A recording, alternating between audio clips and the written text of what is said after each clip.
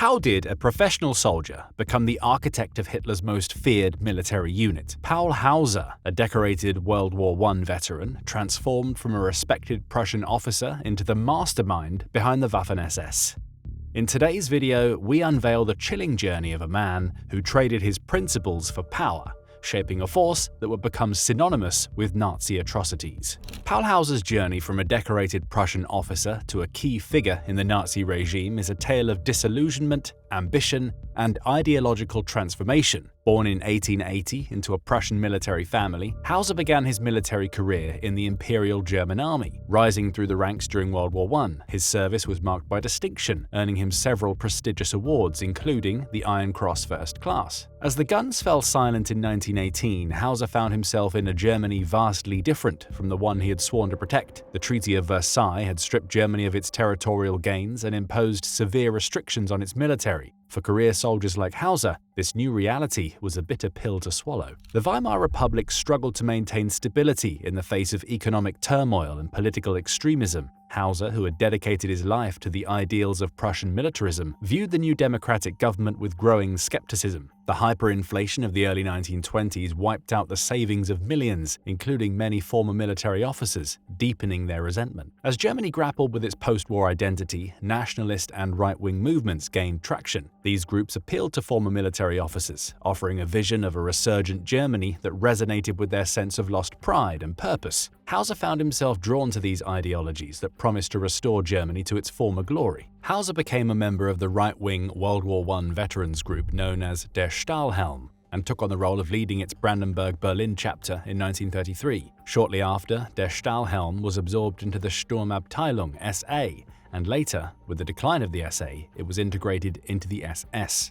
In 1934, there was a significant turning point in the career of Hausser, when he was transferred to the SS Dispositional Troops, or SSVT, and later assigned to the SS-Junkerschule in Bad Tölz. By 1936, he took on the role of inspector of the SSVT, marking a significant step in his career within the organization. Initially tasked with overseeing the training of SS officers, he applied his extensive military experience to shape the organization's future leaders. This position gave Hausser a unique opportunity to influence the development of what would become one of the most feared and effective military units of World War II. The organization's emphasis on racial purity and unwavering loyalty to Hitler aligned with his own growing belief in the superiority of the German people. Hausser's military background and his embrace of Nazi ideology made him an ideal candidate for leadership within the expanding SS. The creation of the Waffen-SS provided Hausser with the perfect platform to combine his military expertise with his newfound ideological passion. He saw in this elite force the potential to create a new type of soldier,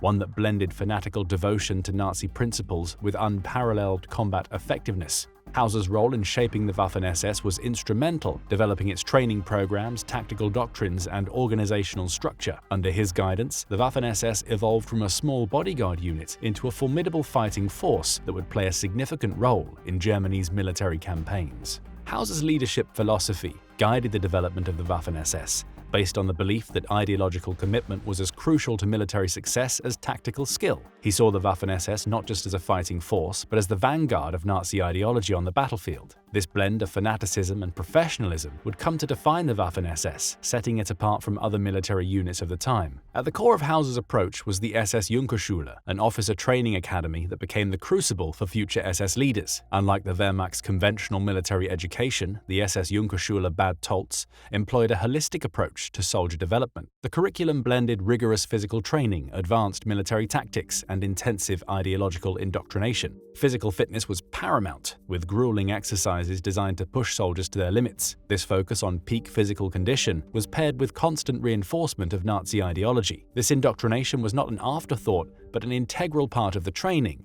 equal in importance to combat skills. Hausser believed this combination would produce officers who were skilled warriors and fervent believers in the Nazi cause. Hausser's influence also extended to the recruitment process for the Waffen-SS.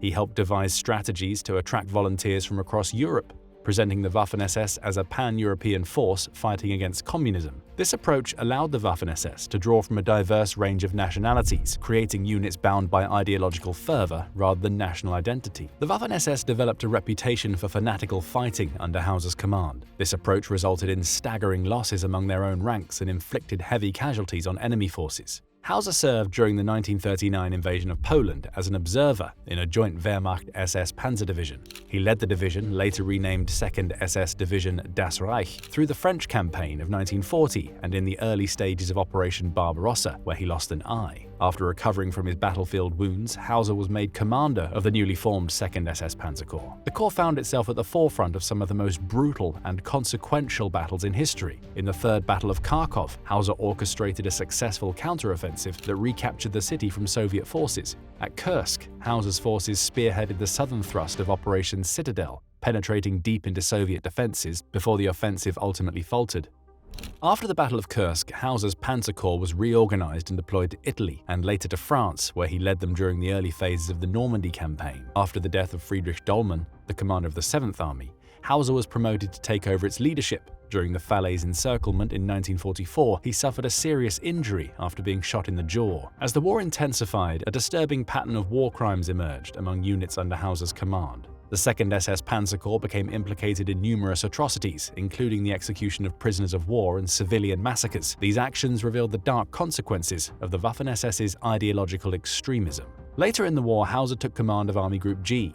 However, his leadership was not without criticism. Joseph Goebbels notably remarked after Hausser's dismissal that he has definitely not stood the test. By the final days of the war, he was serving on the staff of Field Marshal Albert Kesselring before being taken prisoner. In the aftermath of the war, Hausser found himself in a precarious position. During the Nuremberg trials, he mounted a defense that emphasized the purely military role of the Waffen-SS. Hausser denied any involvement in or knowledge of war crimes. However, historians have widely challenged this narrative, arguing that the Waffen-SS was fundamentally intertwined with the Nazi regime's criminal activities. After the war, Hausser contributed to the efforts of the US Army Historical Division under the direction of Franz Halder. He joined other German generals in creating World War II operational studies for the US Army. Initially, this work was carried out while they were prisoners of war, but later continued as paid employees. In 1949, Hausser was released. In the 1950s, Hausser emerged with a new mission. The former SS Oberstgruppenführer turned his focus to reshaping public opinion. Hausser's post-war campaign became a study in historical revisionism,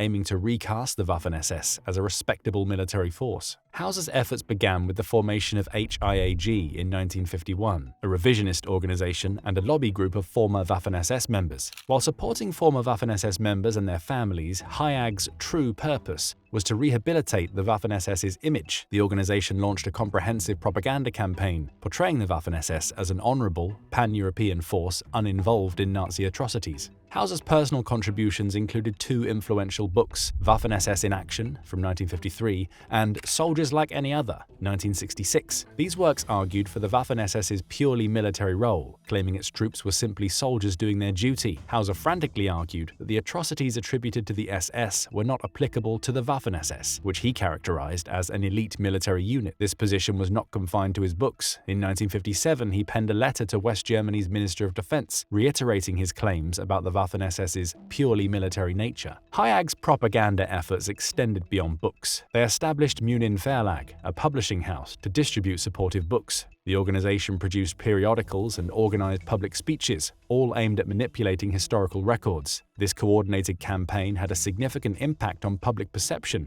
particularly in Germany. Many former Waffen-SS members found solace in Hausser's narrative, which allowed them to reconcile their wartime experiences with their post-war lives. However, the wider historical community remained unconvinced. Scholars consistently challenged HIAG's claims, pointing to the overwhelming evidence of Waffen-SS involvement in war crimes and its intrinsic connection to Nazi ideology. Historians have roundly criticized HIAG's claims, describing them as extravagant fantasies and self-panegyric. Hausser died at the age of 92 on December 21, 1972. Hausser's final contribution came posthumously with When All Our Brothers Are Silent from 1973, a lavish 500-page illustrated book glorifying the Waffen-SS. The project was led by Hausser together with Joachim Peiper, a convicted Nazi war criminal and another prominent figure of the Waffen-SS. This publication aligned with HIAG's narrative, presenting a carefully curated version of the Waffen-SS history. The debate over Hausser's view of history continues to stir controversy. His work with HIAG has been heavily criticized by historians. The gap between the documented crimes of the Waffen-SS and Hausser's depiction of them as honorable soldiers highlights the challenges of how history is remembered and told.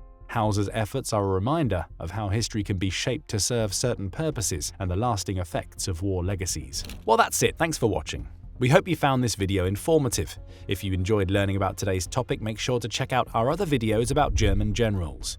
Don't forget to like this video, subscribe to our channel, and hit the notification bell to stay updated on more World War II content. That's an order.